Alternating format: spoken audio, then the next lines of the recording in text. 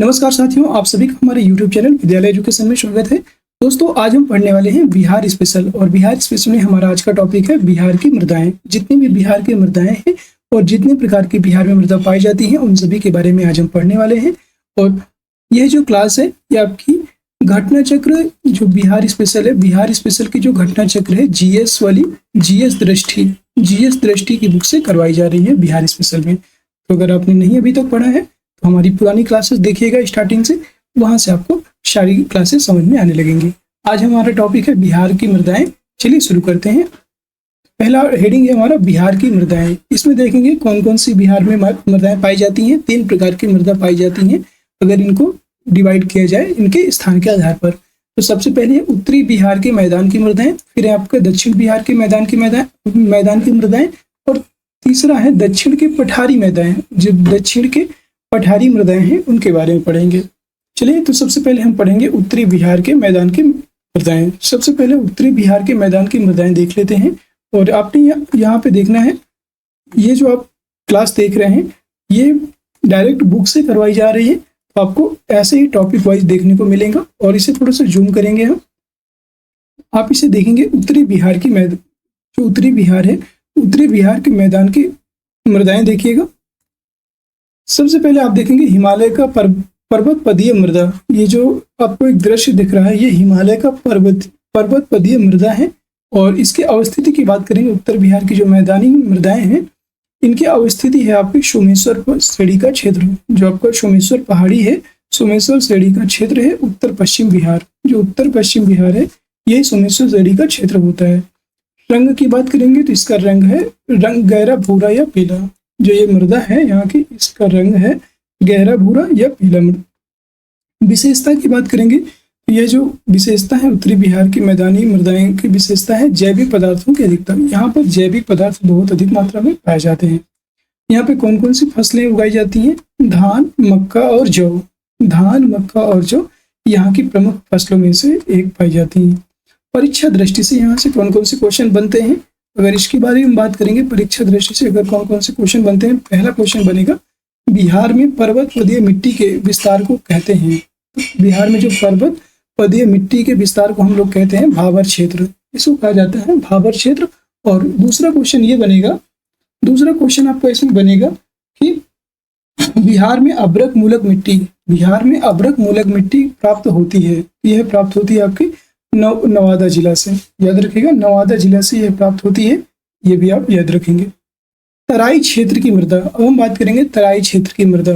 तराई क्षेत्र की जो मृदा होती है इसकी अवस्थिति की बात करिए, कहाँ पर ये इसकी स्थिति है तो उत्तर में बिहार नेपाल सीमा पर। उत्तरी जो बिहार नेपाल सीमा है यहाँ पर तराई क्षेत्र की मृदा पाई जाती है। और इसके साथ ही पूर्व में किशनगंज से लेकर के पश्चिम चंपारण तक, पूर्व में किशनगंज से लेकर के पश्चिम चंपारण तक तराई क्षेत्र की मृदा पाई जाती है। इसका भी रंग होता है भूरा और हल्का पीला। उसका गहरा भूरा होता है, इसका भूरा और हल्का पीला होता है। विशेषता क्या है इस मृदा की? तो इसकी विशेषता है अम्लीय प्रकृति है और फास्फोरस एवं पोटास की कमी होती है इसमें, तथा जैव पदार्थों की अधिकता इसमें, इस मृदा में भी जैव पदार्थों की अधिकता पाई जाती है। इसमें कौन कौन सी फसलें उगाई जा सकती हैं तराई क्षेत्र की मृदा में? धान, पटसन, जौ, सरसों एवं गेहूं। धान, पटसन, जौ, सरसों एवं गेहूं इसमें तराई क्षेत्र की मृदा में उगाई जा सकती हैं। अब हम बात करेंगे पुरानी जलोढ़ मृदा, जिसे हम बांगर कहते हैं। नई जलोढ़ मृदा को खादर कहा जाता है और पुरानी जलोढ़ मृदा को बांगर मृदा के नाम से जाना जाता है। बांगर कहते हैं इसको। पुरानी जलोढ़ मृदा, इसकी अवस्थिति है गंगा के दक्षिणी मैदानी भाग में रोहतास से लेकर पटना, मुंगेर एवं भागलपुर तक का स्थान। जो आपको गंगा का दक्षिणी मैदानी भाग है वहां से रोहतास से लेकर के पटना, मुंगेर एवं भागलपुर तक पुरानी जलोढ़ मृदा का विस्तार पाया गया है। इसकी रंग की बात करेंगे तो इसका गाढ़ा भूरा और हल्का काला रंग है। कह रहा है कैसा रंग है? गाढ़ा भूरा और हल्का काले कलर की है पुरानी जलोढ़ मृदा। इसकी विशेषता की बात करेंगे तो यह इसकी जो पुरानी जलोढ़ मृदा या बांगर जिसे बोलते हैं, बांगर मृदा की विशेषता होती है चूना एवं पोटास की अधिकता। इसमें चूना एवं पोटास की मात्रा अधिक मात्रा में पाई जाती है। फास्फोरस, ह्यूमस एवं नाइट्रोजन की कमी होती है। फास्फोरस, ह्यूमस और नाइट्रोजन की इसमें कमी पाई जाती है। इसमें प्रमुख फसलों की बात करेंगे गन्ना, मक्का, धान, गेहूं एवं जूट। गन्ना, मक्का, धान, गेहूं एवं जूट यहाँ पे अधिक मात्रा में उगाया जाता है इस मृदा में। नवीन जलोढ़ मृदा जिसे हम कहते हैं खादर मृदा, इसके बारे में भी देख लेते हैं और यहाँ से क्वेश्चन 100% बनता है पुरानी जलोढ़ मृदा, खादर और बांगर मृदाओं से। नवीन जलोढ़ मृदा की बात करेंगे, यह है खादर मृदा के नाम से जाना जाता है और इसकी अवस्थिति की बात करेंगे कोशी क्षेत्र में पूर्णिया और सहरसा तथा दरभंगा और मुजफ्फरपुर से चंपारण के उत्तरी पश्चिम भाग तक इस मृदा का विस्तार पाया जाता है।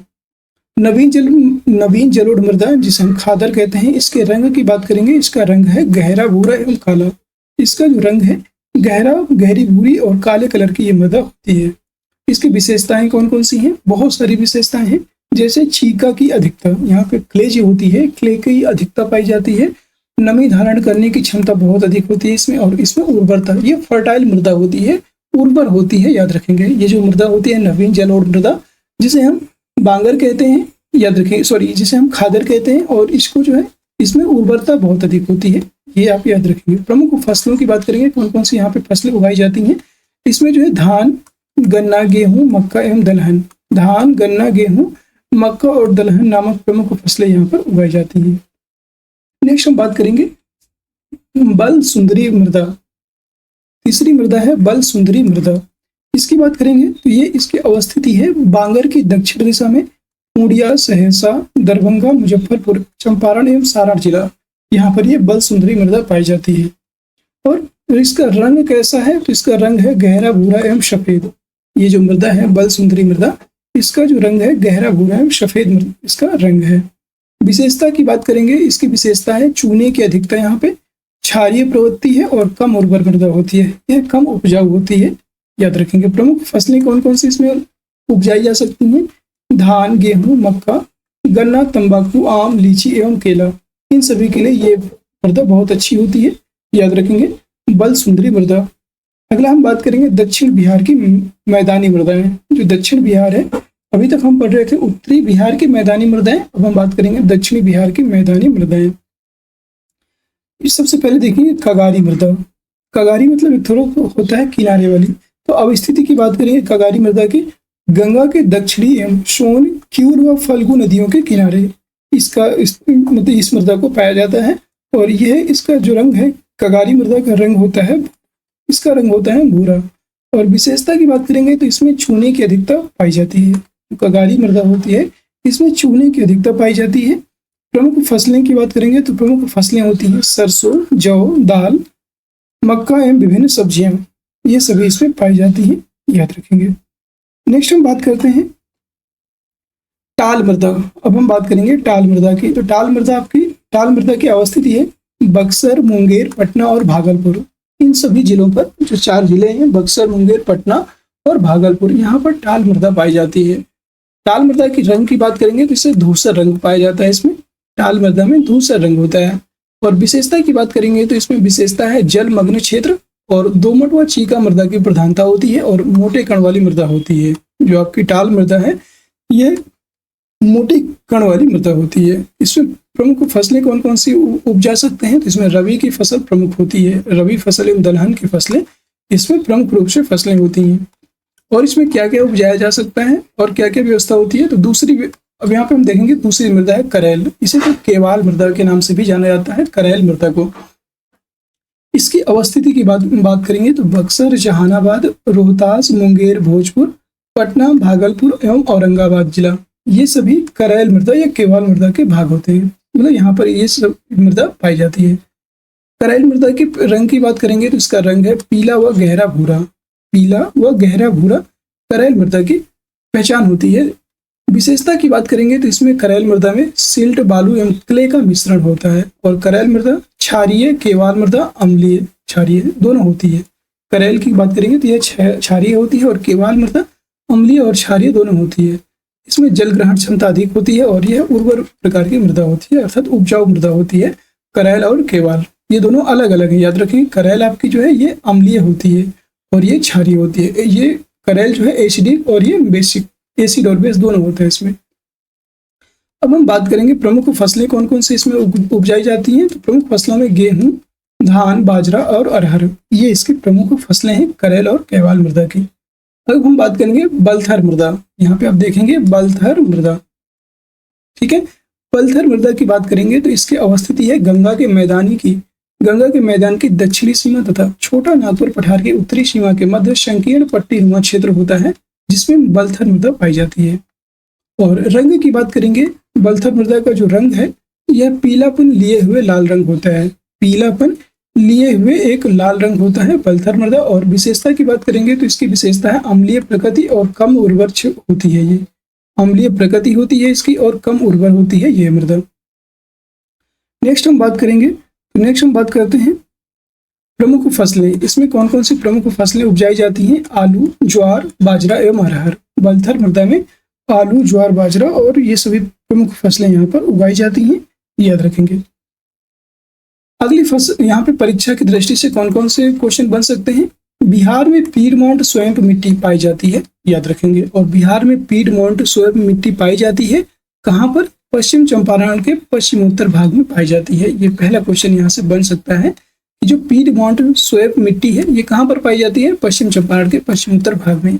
दूसरा यहाँ पे परीक्षा दृष्टि से क्वेश्चन बन सकता है, मुजफ्फरपुर, दरभंगा तथा चंपारण जिलों में पाई जाने वाली मृदा को क्या कहते हैं? यह कहलाती है नवीन जलोढ़क मृदा। जो मुजफ्फरपुर, दरभंगा और चंपारण जिलों में पाई जाती है मृदा, इसे कहते हैं नवीन जलोढ़क मृदा। अगला हम देखेंगे दक्षिण के संकीर्ण पठार की मृदा। जो दक्षिण का संकीर्ण भाग है उसमें उस पठार की मृदा के बारे में बात करेंगे। तो सबसे पहले हमारी आती है लाल बलुई मृदा। सबसे पहले आप देखेंगे लाल बलुई मृदा। यहाँ पे अवस्थिति की बात करेंगे, लाल बलुई जो मृदा है इसके अवस्थिति की बात करेंगे। यहाँ पे रोहतास एवं कैमूर जिले में यह मृदा पाई जाती है, लाल बलुई मृदा। इसके रंग की बात करेंगे तो इसका लाल या पीला होना यही इसका रंग है, मतलब ये लाल भी होती है और पीला भी होती है। विशेषता की बात करेंगे तो विशेषता इसमें बालू की अधिकता होती है और ह्यूमस की मात्रा अधिक होती है। यह कम उर्वर मृदा होती है। कौन कौन सी प्रमुख फसलें इस पर उगाई जाती हैं? जैसे बाजरा, मक्का और ज्वार, बाजरा, मक्का, ये प्रमुख फसलें बलुई मृदा में उगाई जाती हैं। अब हम बात करेंगे लाल व पीली मृदाओं की। लाल व पीली मृदाओं की तो ये अवस्थिति है इनकी दक्षिण पूर्व बिहार जैसे बांका, जमुई, नवादा, गया, मुंगेर एवं औरंगाबाद के पठारी जो क्षेत्र हैं यहाँ पर लाल व पीली मृदा पाई जाती है बहुत अधिक मात्रा में। तो इसका रंग कैसा होता है? इसका रंग होता है लाल। और इसकी विशेषता की बात करेंगे, इसकी विशेषता होती है इसमें लौह तत्व की अधिकता होती है और यह कम उर्वर होती है। इसमें जो आयरन एलिमेंट है या लौह तत्व होते हैं सबसे अधिक मात्रा में पाए जाते हैं लाल पीली मृदा में। यह कम उपजाऊ होती है। और प्रमुख फसलों की बात करेंगे तो इसमें दलहन एवं मोटे अनाज ज्यादा अधिक मात्रा में उपजाए जाते हैं। लाल पीली मृदा में दलहन और मोटे अनाज अधिक मात्रा में उपजाए जाते हैं। नेक्स्ट हम बात करेंगे इसमें परीक्षा दृष्टि से कैसे क्वेश्चन बन सकते हैं। परीक्षा दृष्टि से यहाँ पे बनेंगे, बिहार में अधिक वर्षा के कारण बृहद स्तर पर जूट की कृषि होती है।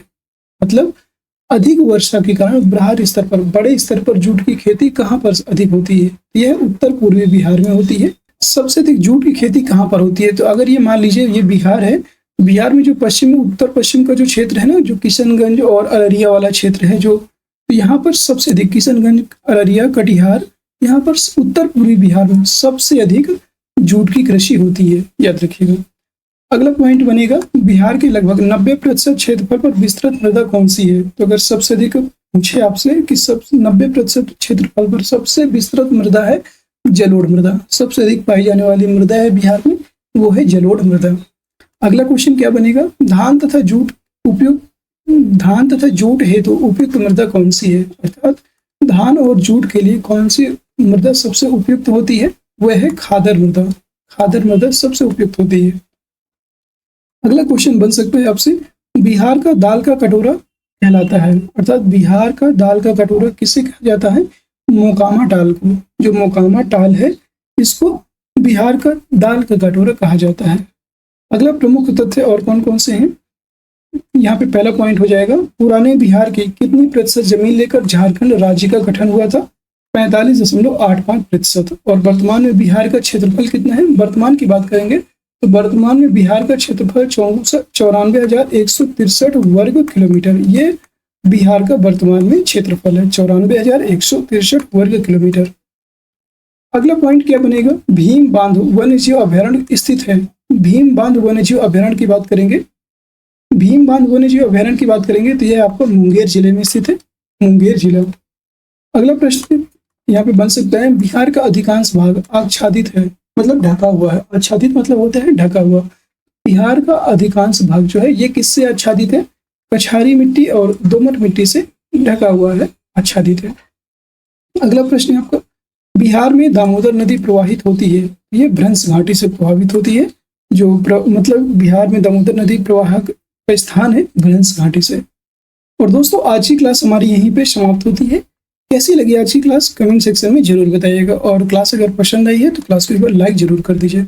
सभी लोग क्लास को लाइक कर दीजिए, शेयर कर दीजिए अपने सभी मित्रों को, और चैनल में नए हैं तो चैनल को सब्सक्राइब भी जरूर से जरूर कर लीजिएगा, ताकि आने वाली सारी वीडियोज की नोटिफिकेशन यहाँ पे आपको मिल जाए। और आप देखते हैं कि जितनी भी क्लास होती है उसके जितने भी इंपॉर्टेंट क्वेश्चन बन सकते हैं परीक्षा की दृष्टि से, वो सभी क्वेश्चन भी यहाँ पे आपको करवा दिए जाते हैं। और प्लीज सभी लोग अपने दोस्तों को क्लास को शेयर जरूर कर दिया करें। और दोस्तों सभी लोग हमारे टेलीग्राम चैनल को अवश्य ज्वाइन कर लीजिए। टेलीग्राम चैनल को सभी लोग ज्वाइन कर लीजिए। टेलीग्राम चैनल का लिंक आपको वीडियो को डिस्क्रिप्शन में दिया है, वहां से इसे ज्वाइन कर लीजिए और अपनी पढ़ाई को और भी तेज कर सकते हैं हमारे साथ जुड़ करके। हमारे द्वारा बिहार स्पेशल और जीके जीएस की मोस्ट इंपोर्टेंट क्लासेस चलाई जा रही हैं, और कल से हम लोगों ने बिहार करंट अफेयर्स भी शुरू किया है। Bihar current affairs, Bihar speedy के माध्यम से बिहार स्पीडी करंट अफेयर्स की जो बुक आती है उसी से बिहार करंट अफेयर्स की क्लास शुरू की है। तो अगर अभी तक आपने नहीं देखा है तो उसको भी जरूर देखते जाइएगा। और आपके एग्जाम जो आपका बीपीएससी टीआरई 4 होने वाला है, बीपीएससी टीआरई 4 की बात करेंगे तो बीपीएससी टीआरई 4 का जो नोटिफिकेशन है वो आज से स्टार्ट हो गया है, आ चुका है लगभग। उसमें वैकेंसी कितनी वैकेंसी आई है तो यहाँ पे याद रखेंगे, पीआरटी में उसमें 40,000 वैकेंसी आई है। मैं आपको कुछ डाटा बता देता हूँ। पीआरटी में उसमें टोटल 40,000 वैकेंसी आई हैं, याद रखेंगे।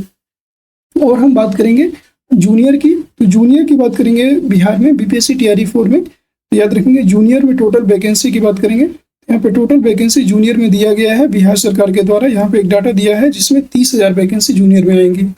जूनियर में आपकी 30,000 वैकेंसी आएंगी, ये जूनियर का डाटा है, ठीक है। और टीजीटी पीजीटी की बात करेंगे, टीजीटी और पीजीटी इसकी बात करेंगे तो इसमें टोटल 50,000 वैकेंसी आने की संभावना है। और ये डाटा दिया गया है, अभी ऑफिशियल नहीं है लेकिन ये अनऑफिशियल तरीके से निकल करके सामने आया है, जो कि बिहार सरकार का कहना है कि 50,000 तक टीजीटी पीजीटी में भर्ती आने वाली है। तो सभी लोग अपनी तैयारी को और आगे बढ़ाइए और अच्छे से तैयारी करते रहिए, ताकि आप लोगों का सिलेक्शन अच्छे से और अच्छे नंबरों से रैंक के द्वारा हो जाए, ठीक है।